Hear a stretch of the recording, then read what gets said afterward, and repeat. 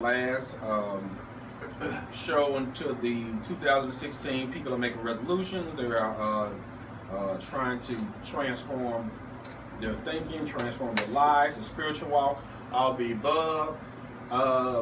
And so I just want to tell somebody that I was listening to All Blue Saturday on WDIA today. I listen to them every Saturday. And I was listening to Little Milton, and he said, hey, the blues is all right. So, I never listened to the song until today. I looked up the lyrics. And in the middle of his song, he said, I used to have somebody, she meant the whole world to me, but she left me for someone else and left my heart in misery. And he said, yes, she did, but I knew the day she left me that the blues was going to be a part of me, and yes, it was. But then he said, since you left me with the blues, I thought it was the last thing I could use. But I'm glad you left me. I'm glad you left me with the blues. Because if you hadn't left me with the blues, I wouldn't found someone sweet as you. So, I want to tell somebody who have been experiencing the blues in 2015. It's okay. The blues is all right. Because if you have not experienced the blues or did not experience the blues in 2015, you would not be in a position on this journey that you're on right now, going through your awakening right now, your illumination, your union experience with God. So you need those blues to get you to this level, to this journey. So it's part of the process. And it's okay to have the blues. And so just thank God for the blues you experienced in 2015, because you're going to new dimensions, higher learning, higher places, higher relationships with God. So the blues is all right. It is. Part of my New Year's resolution would be for my church is to actually our building fund that we're actually have embarked upon this year. We're a little over at $20,000, I think, right now, and I think we need close to about $50,000 to secure this loan for this sanctuary that I'm looking to purchase. And so we need individuals to help donate money to our building fund. And you can go to www.cathedralmemphis.org and click on the donate link. I think it's under one of those drop boxes on the website. I think it's one of those drop boxes on the website. And you can actually make your donations there, or you can send your monies into our church, either our P.O. Box at P.O. Box 373, Memphis, Tennessee 38101, or you can actually bring your money to the church. We are looking to secure this building hopefully next year. It's in God's plans for us to have this facility. We need this particular place because we have ministry work to do. I think it's a centralized location for our community. I think it's a safe location where our community can actually come and worship God in this particular area. I also believe that with the work that God has assigned to our hands, because of the nature and the sensitivity of those individuals in our congregation, I think that we could actually be able to do a whole lot of work to help empower our LBGT youth, as well as all of our other members that are part of our church, and to do several outreach projects as well as other projects that we need to do in order to enhance our particular community, as well as to continue to uplift and provide the service that we need to provide as a church. All right, your turn. Okay, my turn. My New Year resolution is to continue to build the Unleashed brand that we've been working on so hard for the last year and a half. And in retrospect of that brand with the radio show, we're looking to take the Unleashed Voice radio show to another level in 2016. And also the Unleashed Voice magazine is going to be touching down in a location around the city of Memphis. It started yesterday, today, and Monday. And we're going to have our website up. You can go there and find out exactly where you can get your copy, or you can go to www.turemag and get your copy. And one of the things that we wanted to use that medium for is to be able to reach people outside of Memphis, and to also help them tear down some barriers. When we opened up the show, Damien was talking about, in so many words, your paradigm, making a paradigm shift. And one thing that people don't understand is that this will not happen for you until you learn how to change your thoughts. Once you change your thoughts, you can literally change your world. And you will break away from the things that you've been anchored down to. You'll break away from mama and them, if they've been holding you down, and cousin and them, and sister and them, and what friend and them think. And then you begin to understand that you are 100% controlling this thing. So I hit on this a lot. We have 80,000 thoughts a day. And out of those 80,000 thoughts a day, 80% of those thoughts are negative. Once you understand that, then you begin to turn off your negative chatter. Turning off your negative chatter will help you overcome self-defeating thoughts. Because a lot of times before we even begin to enter into something, we will allow the devil to use our mind and just run rampant through us. And you begin to understand that you can change things by aligning yourself around the right people and with the right information. So one of the things that I want to do going forward in 2016 is develop plans, life coaching plans for individuals that seek to break through their paradigm. Because one of the reasons your goal is going to fail in 2016 is because you do not have a plan. You sit up and say you're going to do a whole lot of things, but you're going to fail because you will not have a plan in place. So going forward, I want to up the ante and use this. David, you can shut up. Use my medium to help people. Crazy. She talking to you overcome the things that they're working on. So, in saying that, we're going to be sending out the information, and I hope that you take advantage of the information because David said you got to know instead of believe. I'm gonna give it to you in a belief, and then I'm gonna help you know how to believe what you know. Loose here. Mm-hmm. Well, and you know what? And another good thing is, I think people they get too serious sometimes. You have to celebrate your success.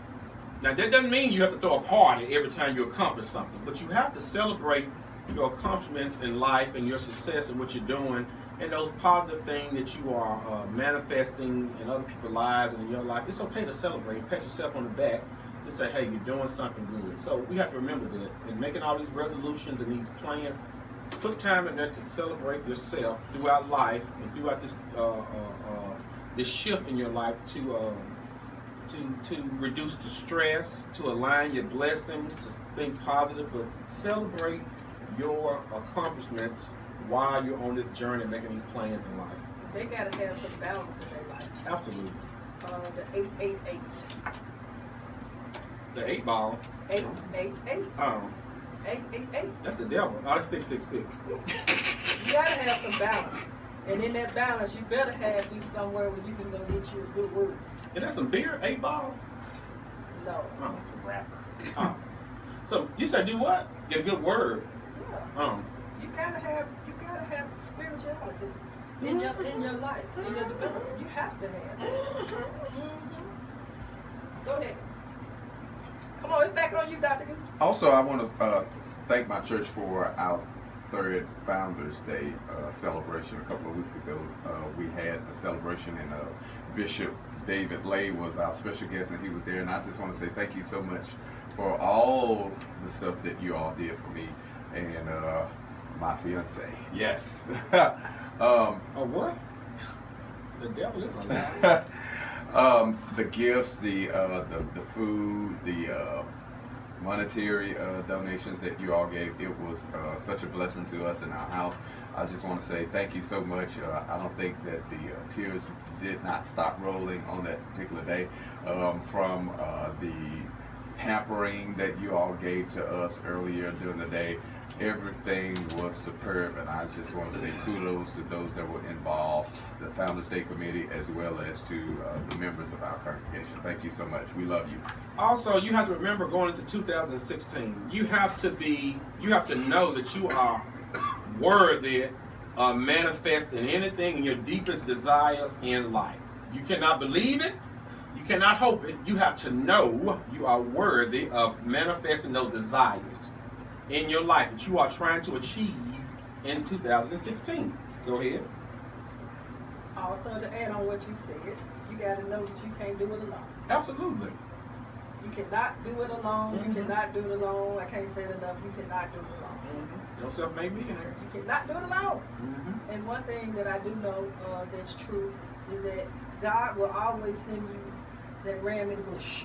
Ram in the bush. He's going to send you your vision. He's going to use your dreams to help you understand that I'm trying to tell you something. If you just listen and begin to walk by faith and put those things in action. The last thing I want to tell you is you cannot tell your big dream to small people. Absolutely. Because they will kill your dream. Dream killers. Yes, they will kill your dream. Dream killers. And then they will also kill your creativity. Don't kill my vibe. Don't kill my vibe. Don't break my flow. And then what you'll end up doing, you'll be self-defeated. No new friends. And those 80% of the negative thoughts will kick up and tell you that big word, I told you so. Then you'll believe it. And then as we're going into this evolution of finding our life purposes in 2016, we have to understand, I remember I said in the beginning of the show, our perception. Your perception on life purpose will clarify your priorities and help you become a better self. Remember that understanding your perception on your life purpose will clarify your priorities and help you become your best self. Back on you, Dr. Richard. I think as we taken all of this information that has been deposited into us today, I think that today is a great way to detoxify ourselves, to detoxify our mind, in order for us to soak up all of this great information that we're getting. Because if our minds are not detoxified, what we're trying to soak up now is only going to make us intoxicated and addicted to the same old stuff, to the same old routine. So I think that it's time for us to enroll in somebody's AA class, whether or not if it's in somebody's church, get in somebody's church, or find some friends that will help you get you back on the right path. It doesn't necessarily suggest that you are addicted to alcohol or to drugs or anything of that nature. It could simply mean that you need to get your life together and get back on the right road. A lot of times we tend to fall by the wayside or slip up and make some little boo-boos or whatever. But I think that it's okay for us to make those slip-ups. But it's also more important for us to recognize that when we do make those mistakes, that we're not to stay in those mistakes, but get back up, dust ourselves off, and begin to walk in the calling that God has for us. And I don't think that God wants us to fail as it relates to who we are in Christ. And that the law of cause and effect is always working in your life to give you positive results. I agree. I just want to end my last little Go ahead. 1 minute. You got 1 minute. To wish everybody in the city, I hope you had a Merry Christmas. And I hope that your Christmas was not summed up by the gifts that you received or did not receive. And I hope that the weight of your relationship is not based on what your partner or your husband or whoever that significant other is purchased you. It can't be reduced to material things and let that be the sum of your relationship.